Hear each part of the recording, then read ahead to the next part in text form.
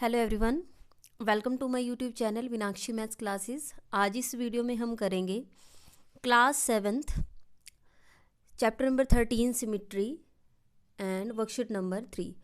Worksheet number 3 में देखें, यहाँ वर्कशीट 3 को करने से पहले मैं आपको यहाँ पर दिखा दूँ, आपकी बुक में दिखा रही हूँ, पेज नंबर 247 है। यहाँ पर वर्कशीट 3 से पहले यहाँ ये एक इम्पोर्टेंट आपका ये टॉपिक है, हम पहले इसको पढ़ेंगे।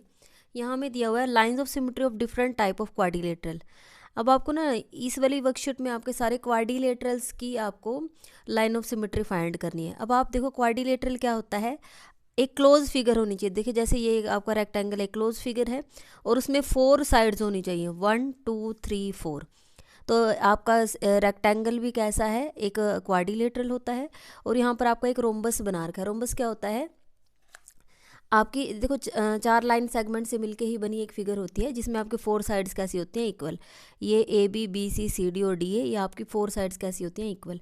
अब हमें इनकी लाइन ऑफ सिमिट्री फाइंड करनी है। तो मैंने यहाँ पर एक तो ये जैसा हमारा यहाँ पर ये रोम्बस दिया हुआ है, ये कट किया हुआ है और उसके साथ ही मैंने यहाँ पर एक रेक्टेंगल भी कट किया हुआ है। ठीक है, हम इन दोनों की लाइन ऑफ सिमिट्री फाइंड करेंगे। तो रेक्टेंगल को देखो, अगर हम यहाँ देखो ये जैसे इसका ये नीचे वाली लाइन सेगमेंट है, इसका भी मिड पॉइंट लेंगे, ऊपर वाले का भी मिड पॉइंट लेंगे।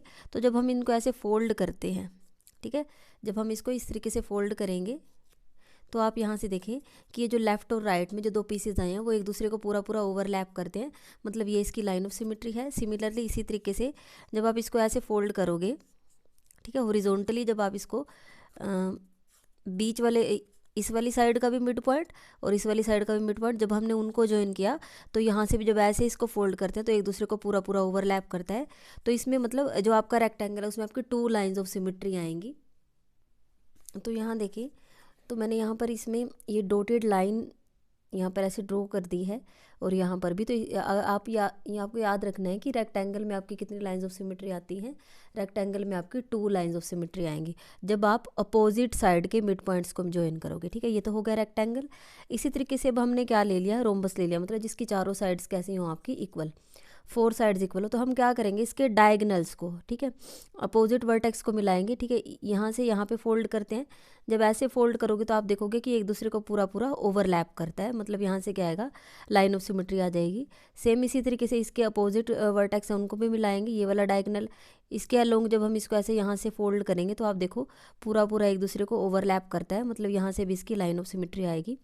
तो आप ध्यान रखोगे कि रोम्बस में आपकी 2 लाइंस ऑफ सिमिट्री आती है जब आप उसके डायगनल्स को ज्वाइन करते हो। ठीक है, तो इन दोनों कंसेप्ट का यूज़ होगा कि रेक्टेंगल में 2 लाइन ऑफ सिमिट्री होती हैं और रोम्बस में भी 2 लाइंस ऑफ सिमिट्री होती हैं। आपसे पूछ सकते हैं कि रेक्टेंगल और रोम्बस में कितनी होती हैं।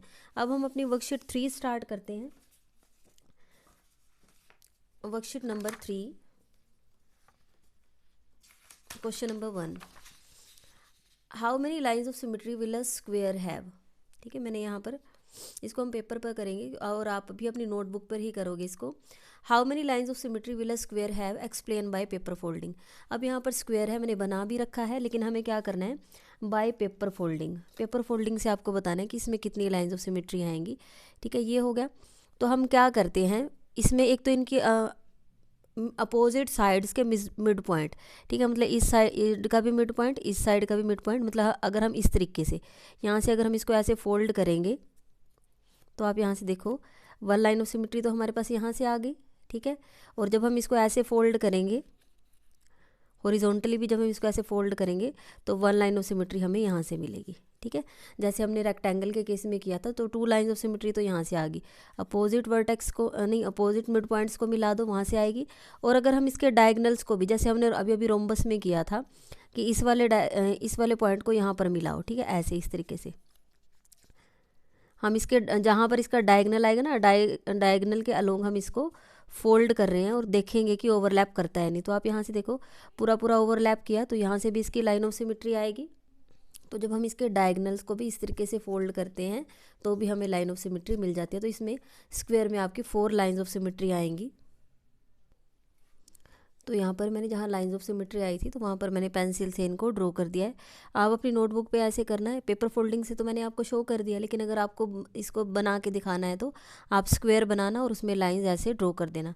अब हमसे यहाँ पूछा गया how many lines of symmetry will a square have, explain by paper folding. तो पेपर फोल्डिंग से तो हमने इसको एक्सप्लेन कर दिया है, तो हम यहाँ लिख देंगे 4 lines of symmetry, 4 lines of symmetry.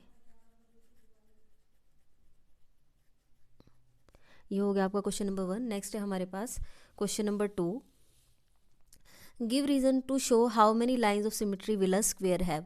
अब आपको बताना है कि एक स्क्वायर में कितनी लाइंस ऑफ सिमेट्री हैं, और लेकिन उसका रीज़न बताना है। अब हमने ये तो देखा था कि 4 लाइंस ऑफ सिमेट्री होती हैं, ठीक है, तो हम यहाँ लिख देंगे 4 lines of symmetry, 4 lines of symmetry.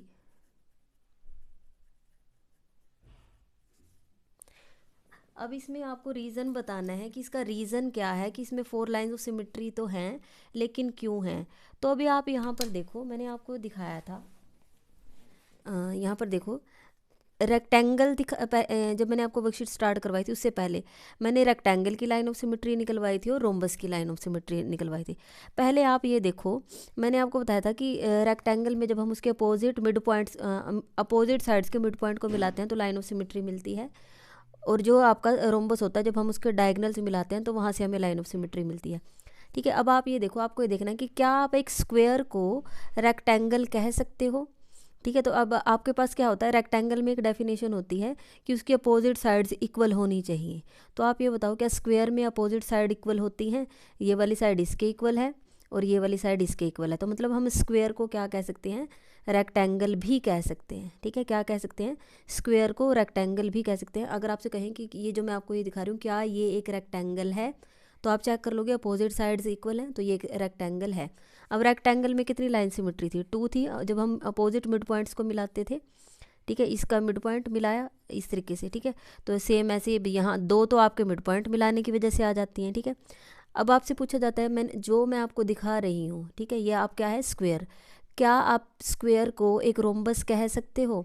Rhombus की डेफिनेशन क्या होती है, उसकी 4 साइड इक्वल होनी चाहिए, ठीक है। तो क्या स्क्वायर में 4 साइड्स इक्वल नहीं होती हैं, 4 साइड्स इक्वल होते हैं। तो मतलब अगर आपसे पूछे क्या ये एक रोम्बस है, तो आप कह दोगे कि यस मैम रोम्बस है, क्योंकि इसकी 4 साइड्स इक्वल हैं तो इस वजह से ये भी एक रोम्बस है। तो रोम्बस में जब हम उसके डायगनल को मिलाते हैं तो 2 लाइन सिमेट्री हमें वहाँ से मिलती थी, तो हमने इसके डायगनल्स को मिला दिया, 2 लाइन सिमेट्री यहाँ से मिल गई। तो मतलब रेक्टेंगल और रोम्बस दोनों कंसेप्ट इसमें यूज़ हुए, 2 रेक्टेंगल से मिलती थी और 2 रोम्बस से। तो हमें पता है क्योंकि जो हमारा स्क्वायर है वो एक रेक्टेंगल भी होता है और स्क्वायर हमारा एक रोम्बस भी होता है, तो 2 उसकी होगी और 2 उसकी, तो टोटल मिला के इसमें कितनी आ जाती हैं, 4 आ जाएंगी। तो हम यहाँ पर एक लाइन लिख देंगे, बिकॉज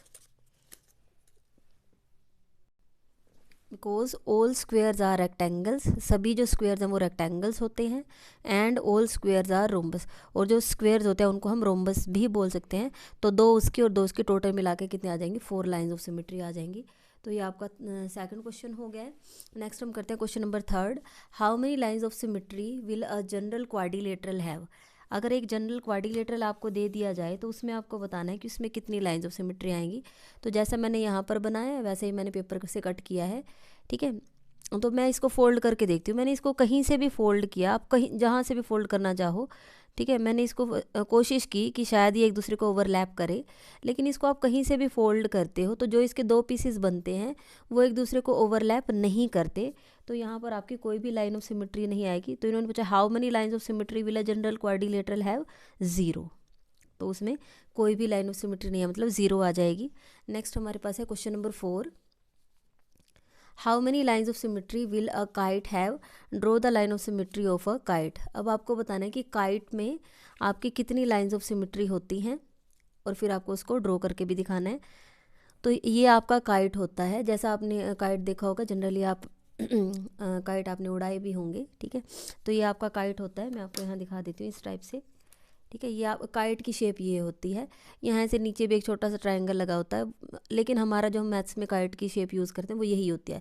जो ऊपर आप जो काइट में जो आपका काइट, आप जिस काइट को उड़ाते हो वो सिर्फ उसका ये ऊपर वाला पोर्शन है, नीचे तो उसमें कभी ऐसे फ्रिल्स लगा देते हैं, लेकिन सिर्फ हमें शेप यही लेनी है। अब हमें इसमें बताना है how many lines of symmetry will a kite have. तो अब आप यहाँ से देखो, अगर मैं इसको ऐसे वर्टिकली यहाँ बीच में से अगर मैं इसको ऐसे फोल्ड करती हूँ, ठीक है, मैं इसको यहाँ बीच में से फोल्ड करूँगी,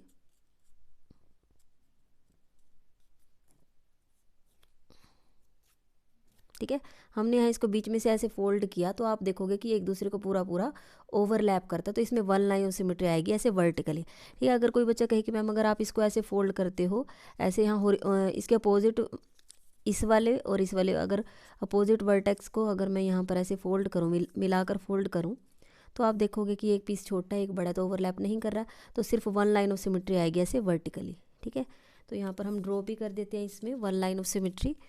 तो आप यहाँ पर ऐसे ड्रॉ कर देना।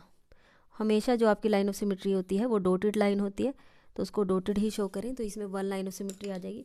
इसमें लिखना भी है how many line of symmetry will a kite have, one line of symmetry, one line of symmetry. Draw the lines of symmetry of a kite, तो हमने उसको ड्रॉ करके दिखा दिया है।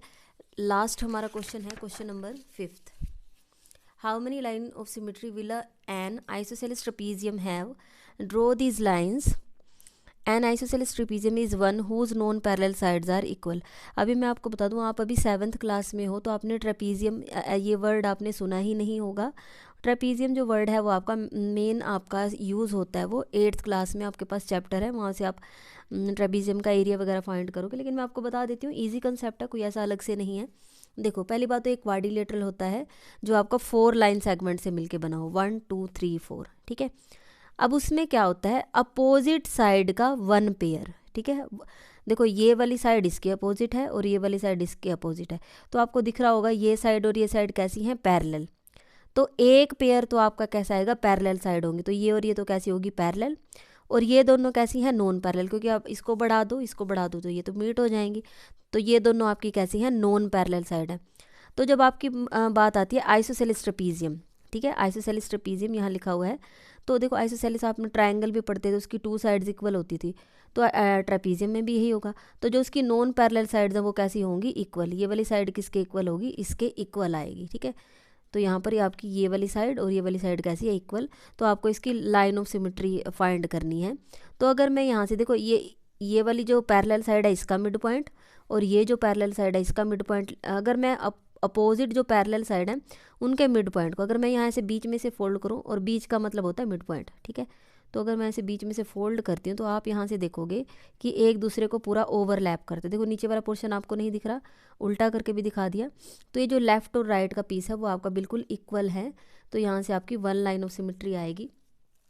How many line of symmetry will an isosceles trapezium have, one line of symmetry, one line of symmetry. अब इन्होंने पूछा ड्रॉ दीज लाइंस, जितनी भी आपकी लाइन ऑफ सिमेट्री आएंगी वो आपको ड्रॉ करनी है, तो आपके यहाँ मिड पॉइंट आपको लेना है। ठीक है।